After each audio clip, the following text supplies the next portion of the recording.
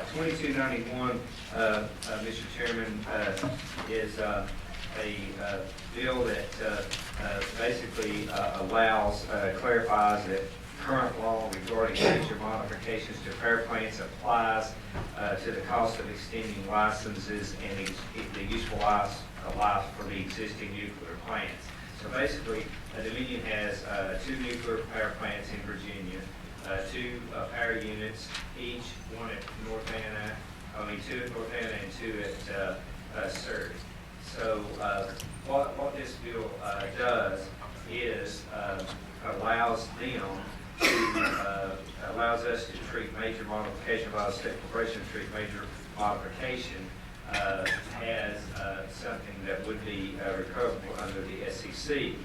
The problem is, if we do not do this bill, there may be a possible enhanced rate of return if there's major modifications made. And that's why we did the amendment that we did in the House. We wanted to make sure that we weren't given an enhanced rate of return.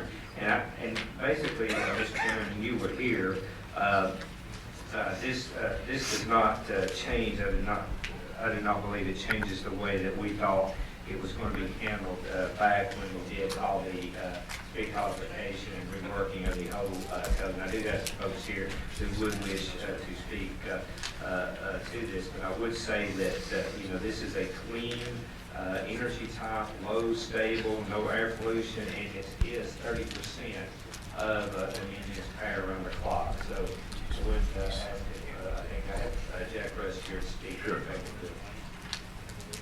Answer any technical questions. Sure. Mr. Chairman, talking about opinion, what the Delegate Kilgore says is correct. It's basically, this is 30% of our power. It's about 8,349 megawatts of power for Dominion as we go through.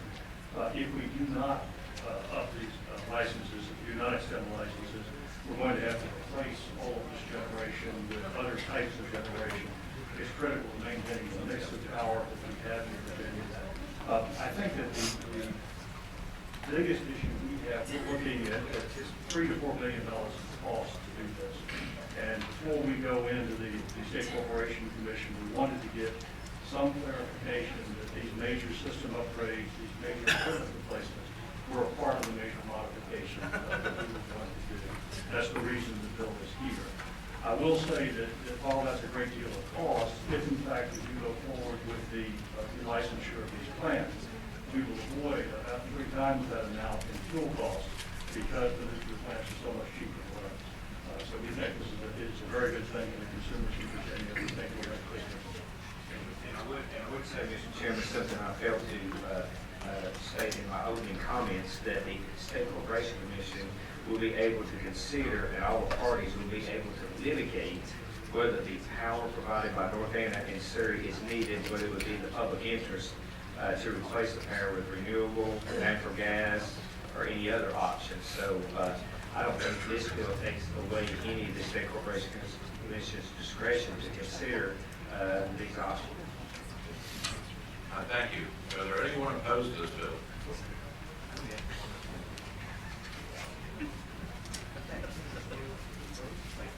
Mr. Chairman, members of the committee, Ryan Dunn, Virginia Chamber of Commerce. We do support this bill. Nuclear energy is very important to Virginia and our reliable, affordable energy. Also, as part of Lutheran Virginia, we put together 4 years ago, we talked about supporting policies that promote energy infrastructure, planning for the long term. This allows for that flexibility. Also supporting investments in grid reliability and security to promote the most reliable sources of energy, which by far we've seen nuclear as one of those in Virginia. So we ask you to support that. Thank you. Are there others in support? Mr. Chairman, members of the committee, my name is Tamara Leon, and I am currently the chair of the board for the Virginia Nuclear Energy Consortium, VNEC. VNEC, as you know, was established by Virginia statute in 2013, and we have been operating since 2015. Our mission is to sustain and enhance the Commonwealth of Virginia as a national and global leader in nuclear energy, and also to serve as an interdisciplinary business development, research, training, and information resource of nuclear energy issues. We cover from research and education in our state universities to the generation that powers our homes, including our world-class nuclear manufacturing and services at Areva and WST. Also, of course, the nuclear Navy shipyards at Newport News Shipbuilding, and all these assets are critical to Virginia's future success. Currently, our state has 39% of its electricity produced from nuclear energy, and our nuclear education and research opportunities available at our state colleges and universities are second to none. We are currently educating the next generation of nuclear professionals who will have access to high-tech, very well-paid jobs. And of course, you are familiar with our nuclear shipyards and Newport News shipbuilding that build our submarines and aircraft carriers for our nuclear fleet. So BNEC is here to support Bill HB 22-2091. This bill advances Virginia nuclear continued nuclear leadership in applications of nuclear technology. This legislation will incentivize continued investment in our existing nuclear facilities to keep them up to date and extend their operating life so they will continue to provide clean, reliable, and affordable power to all Virginians. Investment in systems and equipment upgrades and replacement are more cost-effective than new generation, and this will allow the state to receive the benefits of existing nuclear energy generation, reliable baseload power, jobs, economic benefits, clean air, all while keeping electric rates down for residents. So we urge you to support this bill and help ensure Virginia's continued role as a national leader in nuclear power generation, education, and defense. Thank you very much for the opportunity to speak to you today. Thank you. Merci. Mr. Chairman, Greg Massey, President and CEO of the Virginia Manufacturers Association. Our organization is neutral on this bill, but we did want to point out one very important provision on line 346. One of the elements we're looking for is the enhanced ROE, and that line that the delegate mentioned, that has been removed, so there is no enhancement. That's a straight-out issue that doesn't constrain the SEC. We thought that would be important to share with you today. Thank you. Thank you. Others who wish to speak either for or against?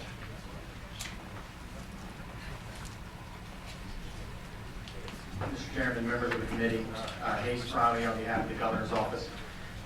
We currently are in no position on the bill, but we do have some concerns, and so I wanted to make sure I pointed this out to you all. I want to make sure that you understand that the administration itself does not disagree with the policy of pursuing relicensing of Dominion's currently existing nuclear assets. And we don't necessarily disagree with the idea of granting favorable rate treatment through a rider. However, we do have concerns with the timing of the cost recovery under this bill and how that timing interacts with the current base rate freeze that's in place. In the absence of biennial rate reviews of base rates, there's uncertainty about whether or not ratepayers will be charged twice for the same cost.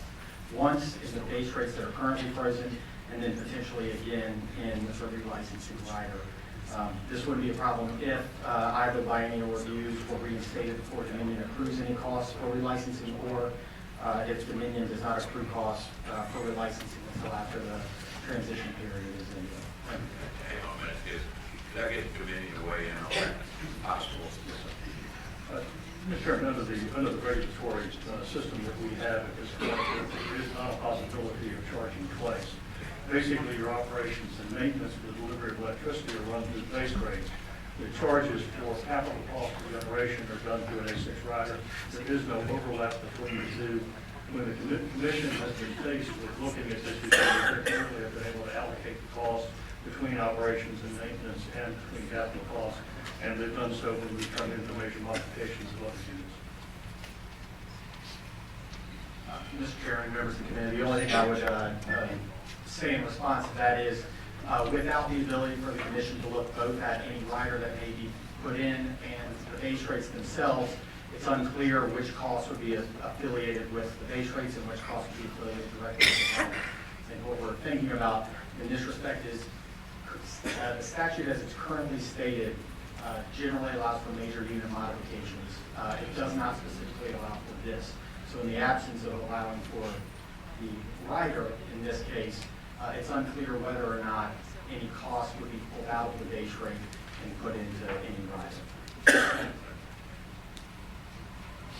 sir. Thank you, Mr. Chairman and members. My name is Edward Petrini. I represent the Virginia Committee for Fair Utility Rates of the Old Dominion City Fair Utility Rates, two groups of large industrial customers of Dominion, Virginia Power, and Appalachian Power, respectively.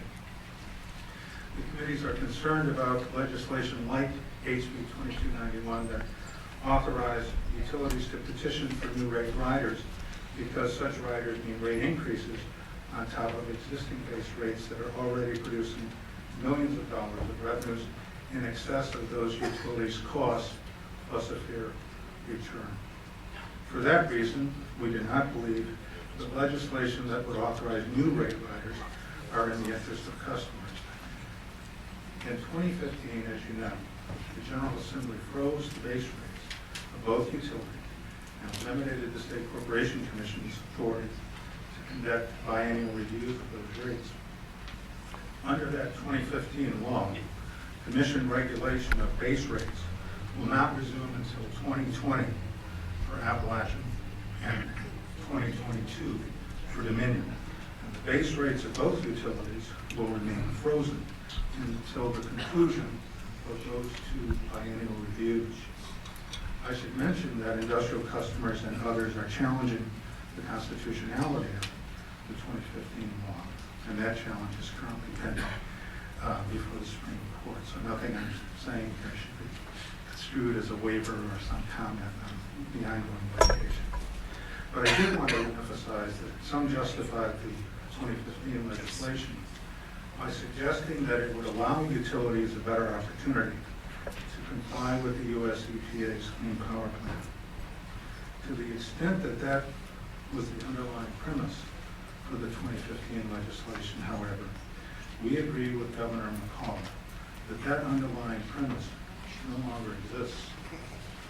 Therefore, if you believe that HB 2291 should be enacted, we recommend that it be amended to lift the base rate freeze and restore the State Corporation Commission's authority to conduct biennial reviews next year, in 2018. And we have drafted an amendment that would do that. I should also mention that the basis for our clients' concern with this bill has nothing to do with the merits of relicensing and repowering Dominion's nuclear units.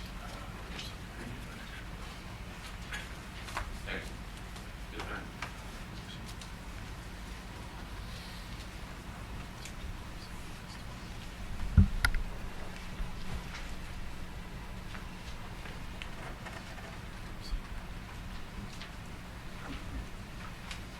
Hello, good afternoon. My name is Erica Gray. I live in Henrico, Virginia. I'm here to speak in opposition to HB 2291. I'm also a volunteer for the Virginia Sierra Club. I follow nuclear energy issues here in Virginia. I attend the NRC, Nuclear Regulatory Commission, and Department of Energy meetings regarding North Anna and Surrey nuclear power stations here in Virginia. First of all, I would like this committee to question why this legislation is even needed. There is a protocol already in place, which is for Dominion to submit its plans, its proposals to the SEC for review. Also, this bill summary states that this measure also limits the scope of requirement that a utility demonstrate that it has considered and weighed alternative options, including third-party market alternatives and selection process. Why would we want to limit the requirements? There is very little clarity about what Dominion plans are, what they plan to replace, and the costs are unknown. Are we talking about giving Dominion a blank check? Delegate Kilgore mentioned that this legislation has nothing to do with North Anna 3 when this was presented in the House.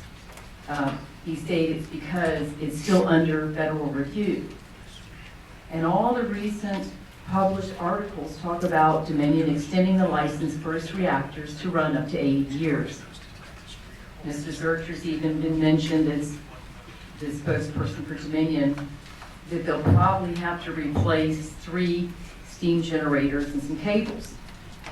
Another article stating that this legislation is to clarify that it can recover $3.5 billion it plans to spend on extending the life of its nuclear power plants in Virginia for 20 years.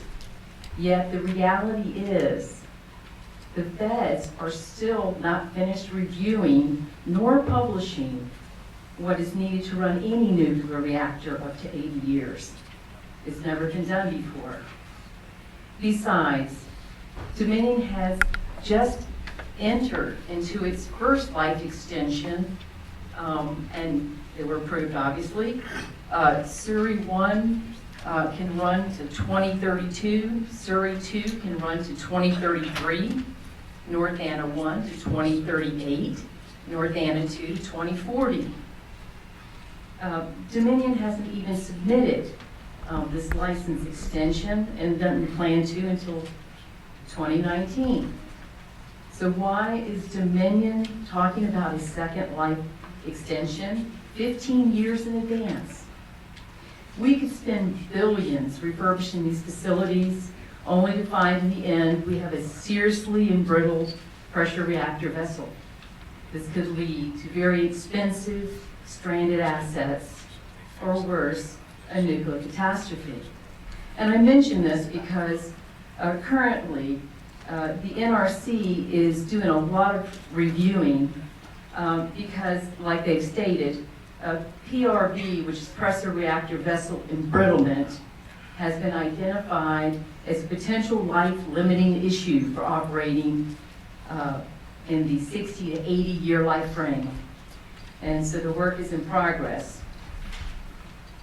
So in closing, I want to mention that just last month, the NRC announced that 17 U.S. reactors were on the list of an ongoing probe and investigation for defective parts and forging of quality assurance documents.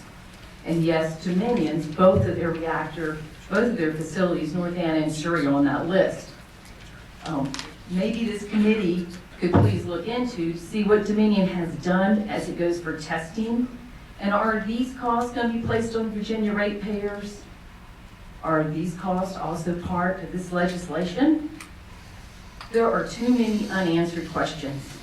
Please oppose this unnecessary legislation and allow the SEC to do its job without Dominion's interference.